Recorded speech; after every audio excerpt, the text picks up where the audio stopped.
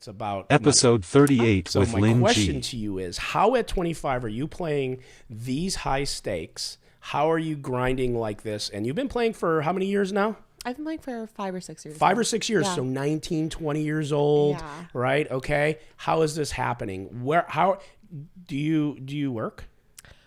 Yeah, no, I don't feel like I work. Right. Yeah. Tell us how this happened. I guess I'll start from the beginning where 1920, I played a lot of poker. And I think at that point I was like, oh wow, it'd be so glamorous and fun and free to be a professional poker player. Had some upswings, had some downswings. But come 2020, when the pandemic hits, I'm on the biggest upswing of my life, doing well. And then I've also just bought some crypto over the years. So I think between a combination of things, as well as there's been some revenue for my poker channel, affiliate marketing is super lucrative. Through all of that, I don't feel like making money has to be my first priority. And how is that? Because everyone has to make money. You come from money? No, no, I don't come from money. Okay. My parents, so they supported me through college, but then they found out about poker, so that ended. But yeah, I feel privileged. Oh, when your parents found out about poker, that was it. Yeah, so it's a good story now. It was terrifying then. I think I was 20, maybe 21. I just landed in Macau because I was visiting my boyfriend at the time. Or I just landed in Hong Kong. I open up my phone and I see 14 missed calls from my mom. Whoa. And this is when I know I'm dead. There's no way. She's called me 14 times. Either you're dead or somebody else is dead. Well, seriously. Correct. Yes. Someone calls that many times. That is true. So give her a call back after taking a couple of very deep breaths. And I'm just hey mom, at this point, I think I have maybe 40K or something. She's hey mom, I have 40K. I'm going to keep playing poker. If you guys decide that you guys need a few months to talk to me again or whatever, if you guys want me to return the car, if you guys cut me off your insurance, completely understand, but I'm going to go do this. Yeah. Episode 40 with Alec Torelli. How did, after this, done with the hand, fair enough. How did all the backlash that you just alluded to, what it cost you probably emotionally, oh my gosh, how did it affect you? How did you handle it? How long did it take you to get through it? You could see your demeanor actually absorbing that question because it must have been bad. What did you go through? I mean, so I told you this earlier in this session. I put out a video. I was 19 years old. I made $1 million playing online. I was 7th biggest winner in the world. When I was 20, maybe 21, right around that year, I lost $1 million back. Right, I went from playing 200, 400 no limit, $40,000 buy-in. I even played 300, 600, played 60K buy-in to 5, 10, and 10, 20. Okay, so you're buying in 40K, and then a single raise in that game is my buy-in in the other game. Right, that's kind of the delta between where I was playing. Lost $1 million. That was a lot easier, orders of magnitude easier to deal with than this was, because I could handle if someone's you're a bad player, I lose my money. Poker's never about the money to me. So it was always about, being the best and competing at the highest level. I was never a rock star, which I would love to be. I was never an NBA player, which I would have loved to be. So this is my Olympics, right? So this is what I do. I love the process. I love trying to be the best. So this, attack, this vitriol from social media, attack on my character and me as an individual and all the negative backlash was arguably one of the hardest things I've dealt with in my life. It's not even close. Mm-hmm. And it's still it's still a challenge. It was really hard. Yeah, I could tell when I even asked you the question and now you're talking, your demeanor through the whole podcast was up. Yeah. You talk extremely fast. And I'm a very high energy, you're very high positive energy, person. But you look like you're a balloon and someone just popped you. Yeah, it was really hard because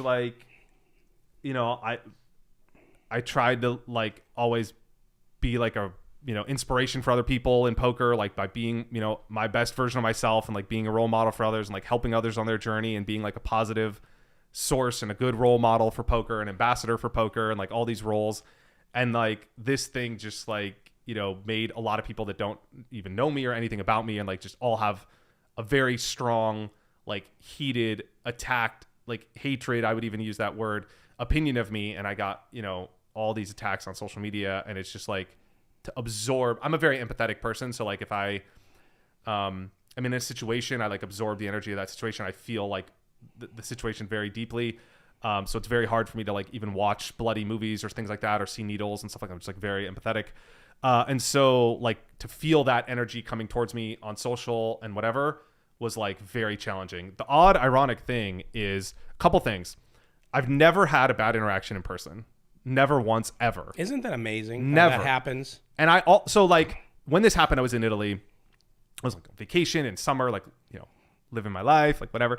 So I was like, you know, I dealt with this, and then this was like in June. This was, you know, this situation happened a year after the hand happened. So like, you know, I go back to like poker, and I'm thinking like all these like, thoughts in my head, like, you know, going back to the table, like, you know, what am I going to say in this spot? Like, instead of focusing on the hand, I'm focused on like, you know, how am I going to respond? What are people going to say? Whatever. Like, never had anything happen in poker, which was like kind of, I was like, whoa, because there's all of this energy and attacks on social media. Sure. The other thing that I found very weird, and I kind of go back and forth between like, you know, I engage with people on social media. If someone attacks me or leaves me a comment, I'll talk to them and I'll respond to them. I do this with trolls all the time, even if it has nothing to do with this. It has something to do with another thing, like that I post about a different subject. Yeah, I get it. And almost always the trolls, they DM me, they leave me a comment. They're like, oh, I actually like you, or this had nothing to do with you, or like, I'm just, you know, whatever. And then they're very nice to me once they see that like you're kind to them. Yeah. So that kind of like changed my relationship with the situation too. It's like when you respond to people and you treat them with kindness and like they're a human, which I always do, even if someone attacks me or they're mean to me or they call me names, like that's fine. That's on them. I don't take that personally. But that was a really interesting dichotomy between like the way that taught me a lot about society and people and humanity too. Like the way that people act on socials, like they think almost like it occurred to me that a lot of people that were like attacking were like, it seemed as though when we had interactions, because we would go back and forth with like 5 or 10 DMs, some of them even became like members at Conscious Poker. They would like buy products later in the future. It was like really weird. I've had the same experience. It just occurred to me that like they almost didn't even think that they were talking to like you or a human. Like it almost didn't even feel like they were aware that they were sending this message to me directly. Like I was reading all these messages and they were like, oh, I didn't think you'd read it or whatever. I got that response so many times. So talk to me now. I heard that you used to Adam22. do drugs and all this shit, and now you're like a health nut. What happened? I still smoke weed, but yeah, me and my girl, I think it was the New Year's Eve 2018 going into 2019, we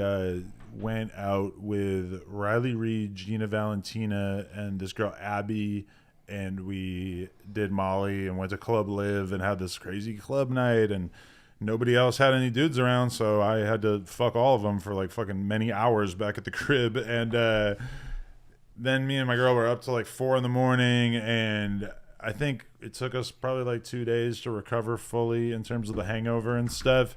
And I think that just kind of occurred to us as like, this is dumb. Like, we just should not do this anymore. Like, this is just not worth it.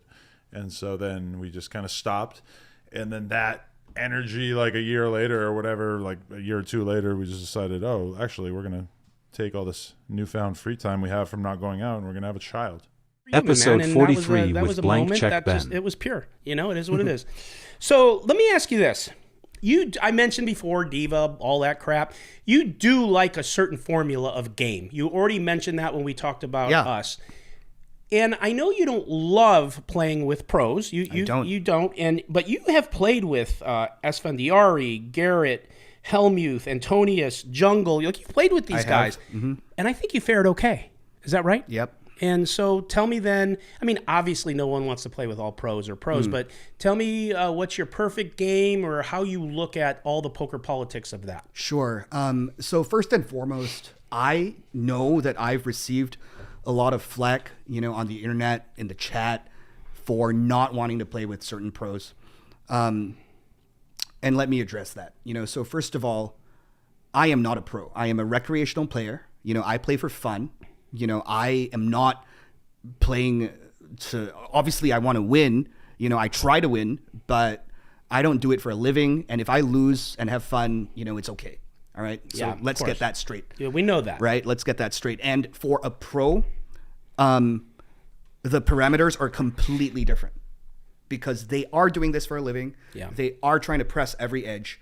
they have to extract every last bit of EV out of you. Yes. Because that's their job. Well, they got that little spread in between the variants that they have to take advantage of. So, for anyone that says, that I'm a certain way because I don't want to play with, the best pros.